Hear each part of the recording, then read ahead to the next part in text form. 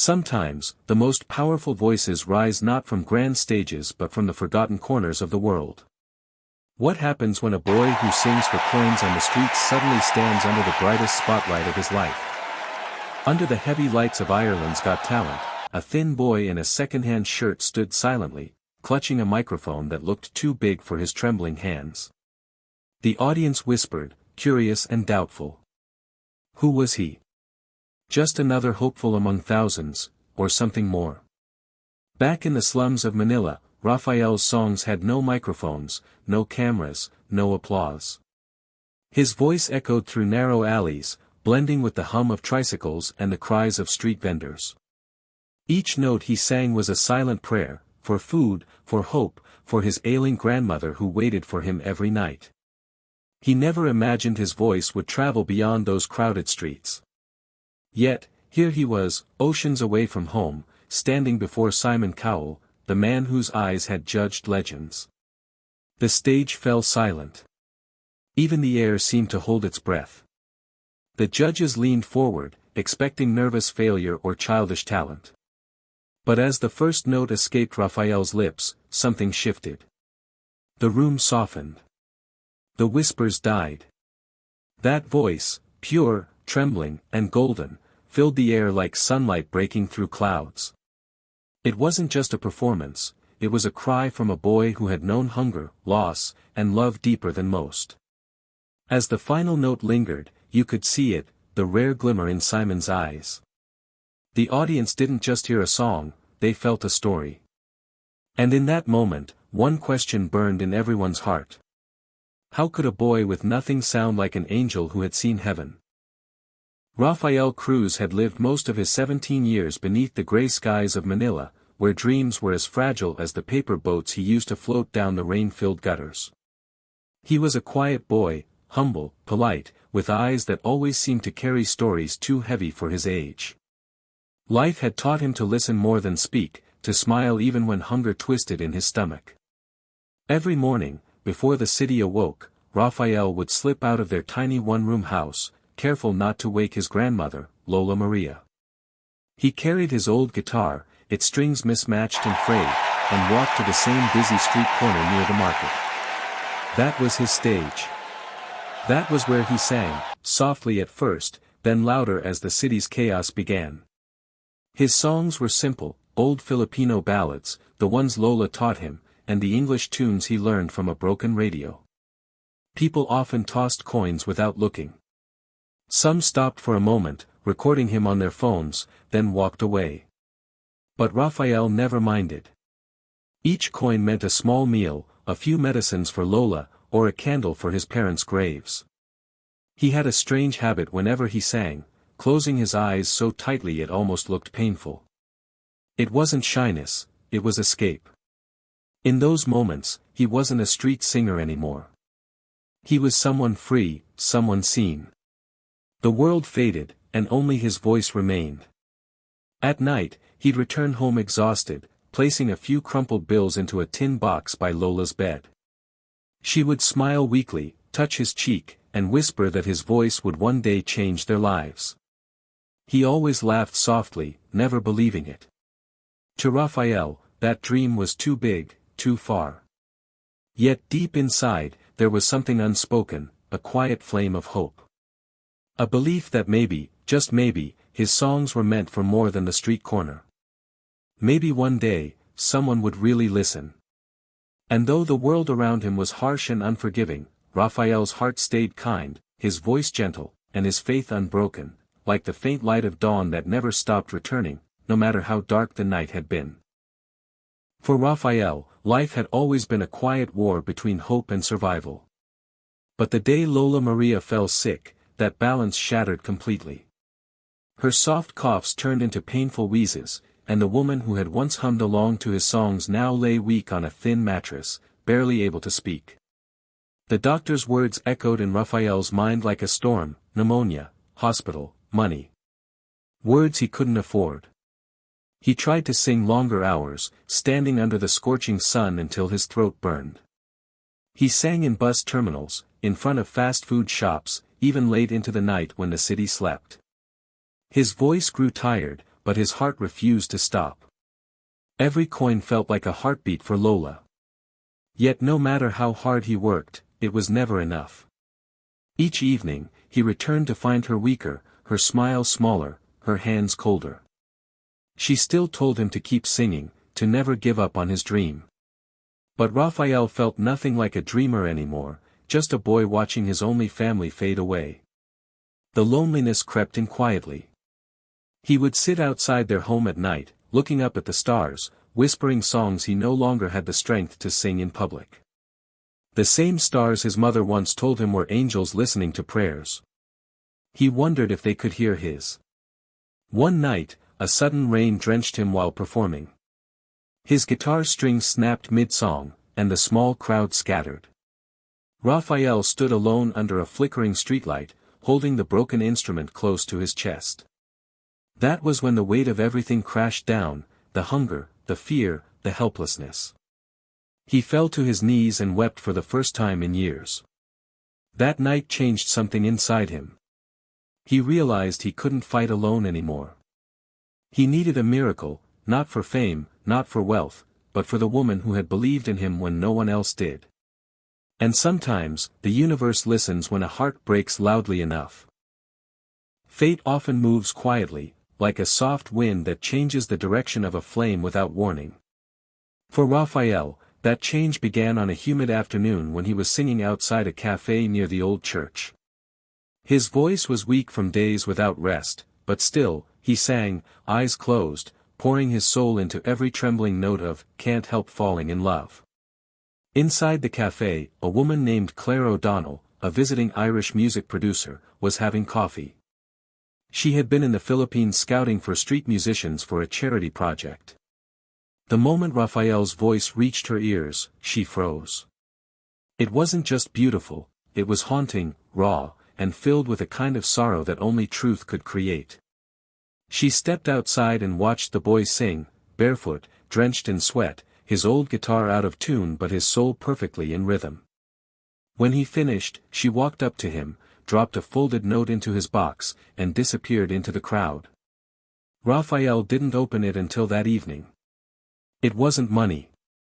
It was a letter. Inside were just a few words. "You have something the world needs to hear. Call this number. Claire." At first, Raphael thought it was a prank. Why would anyone from Ireland want to hear him sing? But Lola, with her trembling hands, urged him to call. The next morning, he borrowed a neighbor's phone and dialed. The voice on the other end invited him to audition for Ireland's Got Talent, the international version. Expenses covered. A chance of a lifetime. It felt unreal. Raphael had never even been on a plane, never left his city, never believed the world could open its doors to someone like him. But when Lola pressed his hands and whispered, "Go, Anak, let them see what I already know," he knew this was the moment everything had led to. That night, he sat beside her, singing one last song before his journey. Her eyes glistened, not from fear, but from pride. And for the first time, Raphael allowed himself to believe that maybe dreams didn't only belong to others. Maybe this time, the song would finally be his. The journey to Ireland felt like stepping into another world. The air was cold, the streets too quiet, and everything smelled of rain and distance. For Raphael, it was both terrifying and beautiful. He carried nothing but a small bag, a borrowed coat, and a heart full of trembling hope. During rehearsals, he felt invisible among the polished contestants with fancy clothes and trained voices. Their laughter echoed through the hallways while he stood in a corner, clutching his old guitar, afraid to break it out of tune. The cameras, the lights, the noise, it all felt too big for a boy who once sang to the rhythm of tricycles. He missed Lola deeply. Every time he sat alone in his room, he would look at her picture tucked inside his wallet. It reminded him why he was here, to make her proud, to give her the comfort she had sacrificed for him all his life. But some nights, fear crept in like a shadow. What if he failed? What if his voice cracked? What if he wasn't enough? Still, Raphael kept singing. He practiced alone on the balcony, whispering melodies into the cold night air. His voice carried across the dark, fragile but determined. He wasn't singing for fame, he was singing for faith, for gratitude, for the street corners that had shaped him. Slowly, something began to change. He realized that his story wasn't something to hide, it was his strength. The cracks in his voice, the trembling in his tone, they weren't flaws. They were truth. His songs carried pain, but also light. One evening, before the big performance, he closed his eyes and prayed, not to win, but to be brave enough to sing with honesty. That was the night he grew, not as a performer, but as a person. When he finally stepped onto the stage, his fear didn't vanish, but it turned into something else, purpose. He wasn't just a boy from the streets anymore. He was a voice born from struggle, carrying the sound of every broken dream that refused to die. The hall was wrapped in a breathless silence as Raphael stepped into the center of the stage. The light above him felt like sunlight piercing through a storm, warm, blinding, almost unreal. His fingers shook as he gripped the microphone. For a heartbeat, the world disappeared, the judges, the crowd, the cameras. It was just him and the memory of Lola's trembling voice saying, "Sing with your heart, Anik." The first piano notes began, soft as falling rain. Raphael closed his eyes and sang. His voice rose slowly, fragile but full of feeling, filling every corner of the theater with a haunting purity that no training could ever teach. Each lyric carried pieces of his life, the echo of Manila's crowded streets, the smell of rain-soaked pavement, the warmth of his grandmother's hands. It was not just a song. It was a lifetime poured into melody. As he reached the chorus, emotion broke through his control. His voice trembled, cracked, but never lost its light. You could feel every wound, every prayer, every moment of faith stitched into his tone. The audience was still, tears gleaming in the glow of the stage lights. When the final note faded, Raphael stood frozen, head bowed, chest heaving. For a moment, there was nothing but silence, a silence that felt sacred. Then, all at once, the crowd erupted. People rose to their feet, clapping, shouting, crying. The judges stood in awe. And in the midst of that thunderous applause, Simon Cowell, the man known for his hardest heart, pressed the golden buzzer. The music swelled, golden confetti burst from above, and the stage transformed into a cascade of shimmering light. Raphael fell to his knees, tears streaming down his face, whispering a thank you to the heavens. He looked upward, as if speaking to Lola across oceans and screens. Somewhere back home, in a dimly lit room, she was crying too, her frail hands pressed over her heart, whispering his name. In that glowing rain of gold, Raphael wasn't just a poor street singer anymore. He was proof that the smallest voice, when born from love and pain, can echo across the world. When the lights dimmed and the echoes of applause faded, what remained was not just a victory, it was a story of faith, love, and the quiet strength of the human spirit. Raphael's journey wasn't about fame or fortune. It was about a boy who believed in something greater than his circumstances, the power of holding on when life gives you every reason to let go. Back home in Manila, news of his golden buzzer moment spread through the neighborhood like a sunrise. Children played his song on their phones, vendors replayed his performance on small TV screens, and strangers spoke his name with pride.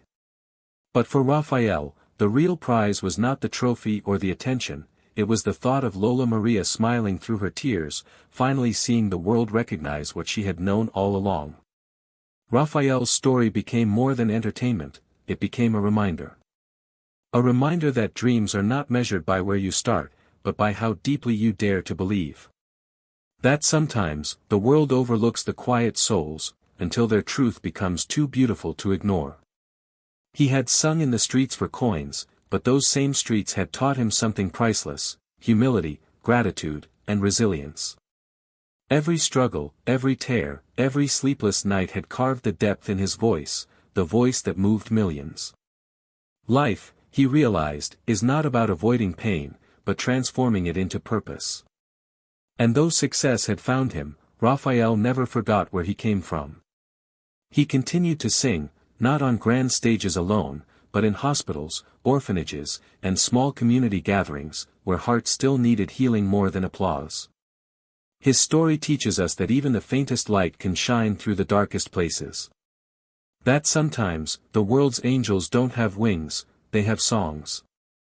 And somewhere, under a Manila sunset, a grandmother's prayer still floats in the air, a reminder that love, when believed in fiercely enough, can turn even the poorest street singer into the voice that makes the world listen.